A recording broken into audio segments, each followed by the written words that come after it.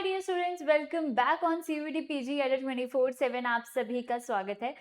आज की इस वीडियो में मैं आप लोगों की कंफ्यूजन दूर करने वाली हूँ। जो भी स्टूडेंट साइंस में केमिस्ट्री, बॉटनी और जूलॉजी मतलब कि ZBC से पास आउट होते हैं, मतलब उनके पास बैचलर्स में ये 3 सब्जेक्ट होते हैं, तो फिर आप सभी के माइंड में क्वेश्चन आता है कि मैम अब जो हमें सीयूईटी पीजी का एग्जाम देना है वो जूलॉजी से करने में ज्यादा बेटर रहेगा या फिर बॉटनी में करने में ज्यादा बेटर रहेगा।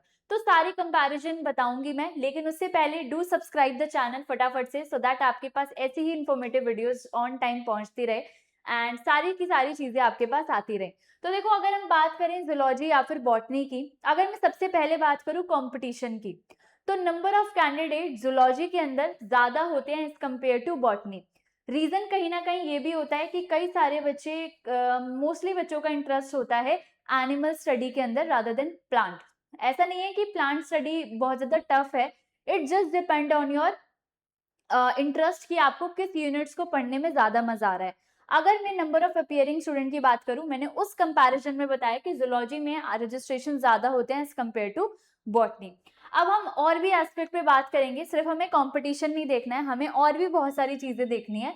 तो पेपर को चूज करने में ना सबसे पहले ऑप्शन यही आता है कि क्या आप उसकी एलिजिबिलिटी को फुलफिल कर रहे हो। देखो, ग्रेजुएशन के सब्जेक्ट में आपका वो सब्जेक्ट होना चाहिए, एटलीस्ट आपने ग्रेजुएशन में वो पढ़ा हुआ हो। जैसे अगर आपने ग्रेजुएशन में सिर्फ बॉटनी ही ज्यादा पढ़ा हुआ है, बॉटनी में आपने ऑनर्स करिए, आपने बॉटनी ज्यादा पढ़ा हुआ है और फिर आप जूलॉजी में जाना चाहते हो, तो वो थोड़ा सा आपके लिए चैलेंजिंग होगा। तो ग्रेजुएशन के सब्जेक्ट पे बेसिस पे आपको चूज करना है कि आपको जूलॉजी में जाना है या बॉटनी में जाना है। दूसरी इंपॉर्टेंट चीज होती है फ्यूचर करियर गोल्स, कि आपका फ्यूचर में गोल क्या है, एग्जैक्टली आपको बनना क्या है, क्योंकि वही डिसाइड करेगा कि आप कौन से पेपर कोड में एग्जाम दोगे जिसमें आप अपनी हायर स्टडीज करना चाहते हो।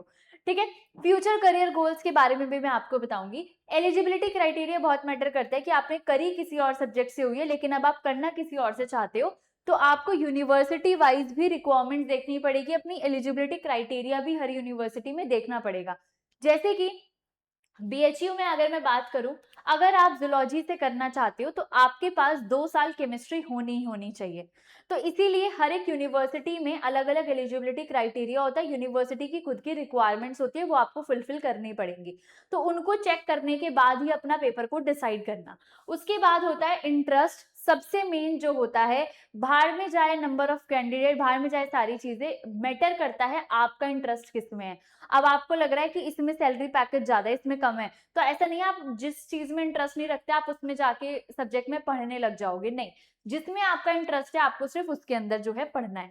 अगर हम यहाँ पर देखें, MSc के बाद आपके पास काफी सारे करियर ऑप्शन होते हैं जो दोनों ही सब्जेक्ट में आपको देखने को मिलेंगे, कि आप अकेडमिक या फिर रिसर्च में जा सकते हो। उसके लिए आपको CSIR NET, GATE, PhD, assistant professor, scientist, research associate, ये सारे होते हैं। तो आपको कुछ एग्जाम्स को क्वालिफाई करना पड़ता है, जिसमें सबसे पहला आपका CSIR नेट होता है और गेट होता है। CSIR नेट के थ्रू आप रिसर्च में भी जा सकते हो, आप CSIR नेट के थ्रू एज असिस्टेंट प्रोफेसर में भी जा सकते हो। सिमिलरली गेट के एग्जाम भी हैं, बहुत सारे एग्जाम्स आपके होते हैं जो आपको इन सब में पाथवे देते हैं। और ये सारे करियर ऑप्शन जितने भी लगे हैं वो बॉटनी और जूलॉजी दोनों में होते हैं, ऐसा नहीं कि सिर्फ एक में है। और इवन आप अगर देखोगे, अगर आपको industry job, government exam, UPSC, state lab officer, QC QA वाली जॉब चाहिए, तो ये भी आपको दोनों में ही देखने को मिलेंगी। ठीक है, लेकिन अगर मैं सब्जेक्ट स्पेसिफिक बात करूं तो जूलॉजी के अंदर जैसे research, wild life, fisheries, environmental consultant, teaching, PhD, CSIR and forest service, ये सब आते हैं। बॉटनी के अंदर थोड़ा सा प्लांट ओरिएंट हो जाता है, जैसे कि एग्रीकल्चर में जाना, सीड इंडस्ट्री है, प्लांट का रिसर्च है, फॉरेस्ट डिपार्टमेंट्स हैं, बायोटेक्नोलॉजीज हैं, टीचिंग, PhD तो दोनों में ही होता है।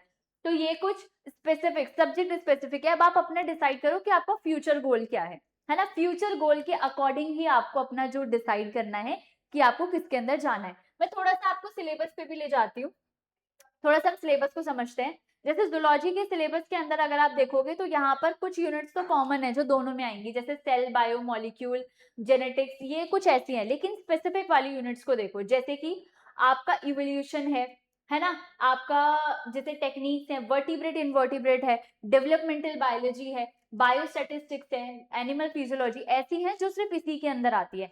क्या आपका इनके अंदर इंटरेस्ट है, क्या आपको ये पढ़ने में मजा आता है?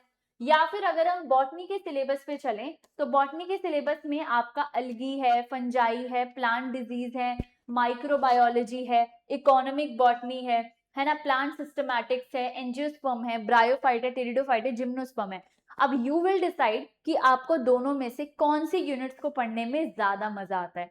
ठीक है, आपको कौन सी यूनिट ज्यादा अच्छी लगती है जिसमें आप अच्छा परफॉर्म कर पाओगे, क्योंकि एग्जाम अगर आप देने जा रहे हो तो वो आपके इंटरेस्ट पे डिपेंड होना चाहिए। करियर ऑप्शंस देखो दोनों में प्रॉपर है, करियर ऑप्शंस की कमी आपको कहीं पर देखने को नहीं मिलेगी, दोनों ही फील्ड अपने आप में बेस्ट है। ठीक है, अपने आप में दोनों बेस्ट है। अब आप लोगों को मैंने करियर गोल बता दिए, सब्जेक्ट में डिफरेंशिएशन बता दिया है, हर चीज बता दिया। अब आप लोगों को डिसाइड करना है कि आपका इंटरेस्ट किस में है। ना ही जूलॉजी में कम स्कोप है, ना ही बॉटनी में कम स्कोप है, स्कोप दोनों में है। नाउ यू विल डिसाइड कि आपका जो है इंटरेस्ट किसके अंदर है। ठीक है, जिसमें भी इंटरेस्ट हो, जिसकी भी प्रेपरेशन आप बहुत अच्छे से करना चाहते हो। अगर देखो मैं टारगेट स्कोर भी बता देती हूँ, तो जूलॉजी के अंदर जो हमेशा से स्कोर जो रहा है, जैसे मतलब अभी तक का एनालिसिस अगर मैं एवरेज करूं तो 210 220 हाईएस्ट रहता है आउट ऑफ 300। तो आपका सेफ स्कोर वही होता है कि 200 के आसपास ले आओ, ऑल इंडिया रैंक के साथ आपको जो है अच्छी यूनिवर्सिटी मिल जाएगी। बॉटनी के अंदर थोड़ा सा कम कट ऑफ जाता है, क्योंकि यहाँ पर जो स्टूडेंट्स है, अगर मैं देखूं इस साल 195 हाईएस्ट था। ठीक है, इससे पिछले वाले साल में अगर मैं देखूं तो 2 से 3 बच्चे थे जिन्होंने 200 को क्रॉस कर दिया था, 251 230 इस तरीके से थे, वरना सारे के सारे 200 से नीचे वाले थे। सिर्फ 2 या 3 बच्चे थे जिन्होंने 200 को क्रॉस किया था। तो अगर मैं यहाँ पर भी एवरेज टारगेट स्कोर की बात करूँ तो यहाँ पर आपका 190 प्लस अगर आप स्कोर कर रहे हो, आपको अच्छी यूनिवर्सिटी, बेस्ट यूनिवर्सिटी देखने को मिल जाएंगी।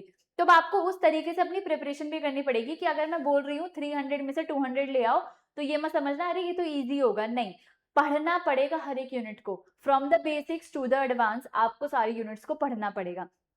इसके अलावा आप कुछ अदर पेपर कोड को भी चूज कर सकते हो, जैसे जूलॉजी के साथ लाइफ साइंस को, बॉटनी के साथ लाइफ साइंस को, क्योंकि एक कैंडिडेट 4 पेपर दे सकता है, तो आप एक से ज्यादा यहाँ पर चूज कर लोगे। ठीक है, लाइफ साइंस का आप कर सकते हो। तो यहाँ पर हमारे पास बैचेस हैं, चाहे आप माइक्रोबायोलॉजी की प्रिपरेशन कर रहे हो, जूलॉजी, बॉटनी या फिर लाइफ साइंस, सबके हैं। इवन यहाँ पर हमारे महापैक्स भी हैं, एक वो भी है जिसमें ऑल इन वन है, जिसमें चारों सब्जेक्ट का एक्सेस आपको मिलता है। अब आप उनमें से 2 प्रिपेयर करो, 3 प्रिपेयर करो या चारों करो, आपकी मर्जी है।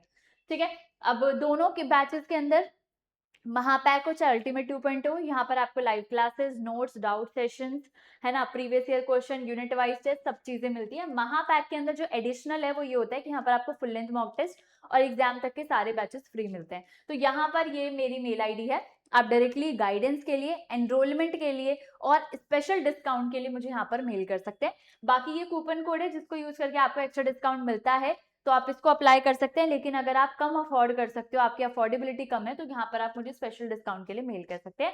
तो guys do subscribe the channel, video को लाइक करना, अगर अभी भी कोई माइंड में कंफ्यूजन रह गई है तो do mention in the comment section. All the best.